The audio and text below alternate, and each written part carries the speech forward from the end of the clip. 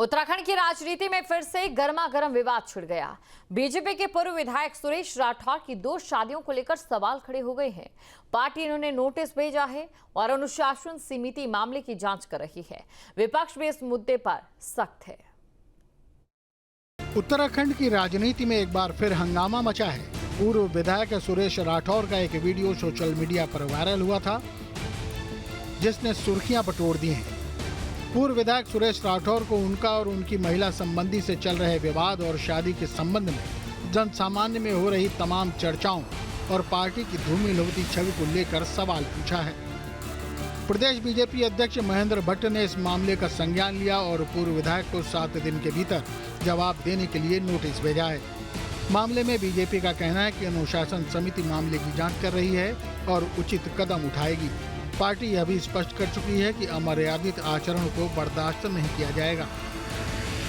कि हमने इस विषय को संज्ञान लिया है और पार्टी के कार्यकर्ताओं का आचरण भी महत्व रखता है।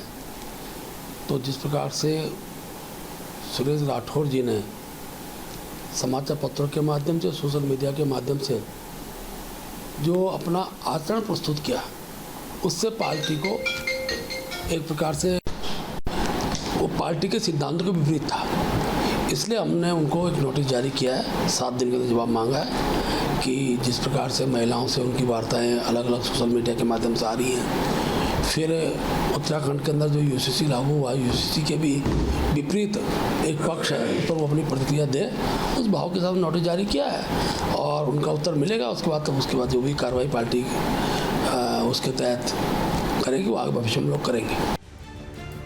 2 शादियों को लेकर हुए विवाद में कांग्रेस ने तीखी प्रतिक्रिया दी है। प्रदेश कांग्रेस अध्यक्ष करण माहरा ने इस मुद्दे को लेकर बीजेपी सरकार पर जमकर हमला बोला है।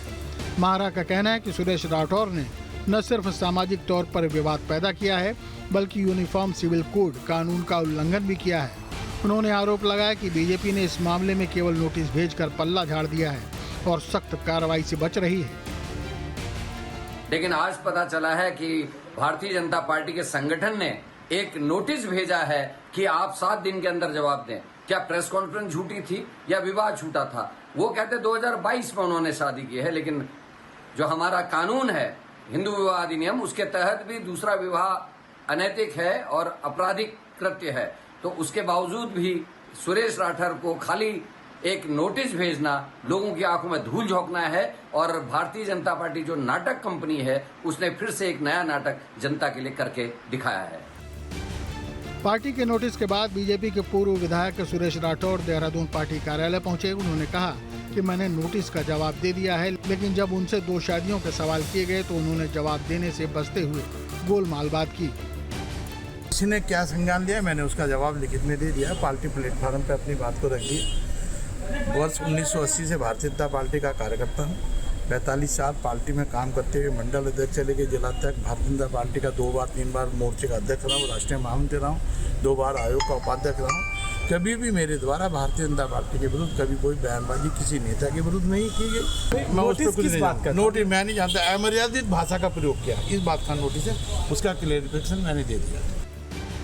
यह विवाद उत्तराखंड की राजनीति में नए सियासी दंगल की शुरुआत माना जा रहा है, जहां विपक्ष और सत्ता दोनों एक दूसरे पर आरोप लगा रहे हैं। जनता भी इस मसले को लेकर गहरे विभाजित नजर आ रही है। आगे की कार्रवाई क्या होगी, ये तो अनुशासन समिति की रिपोर्ट के बाद ही साफ होगा। लेकिन फिलहाल सुरेश राठौर की राजनीतिक पारी पर इस विवाद की बड़ी छाप पड़ती नजर आ रही है। Team news state. जहां भक्ति है हर शब्द में, कथाओं में छुपे हैं दिव्य रहस्य और ज्योतिष देता है जीवन को दिशा। धर्म से जुड़ी हर बातों को जानने के लिए हमारे चैनल स्तुति को सब्सक्राइब करें।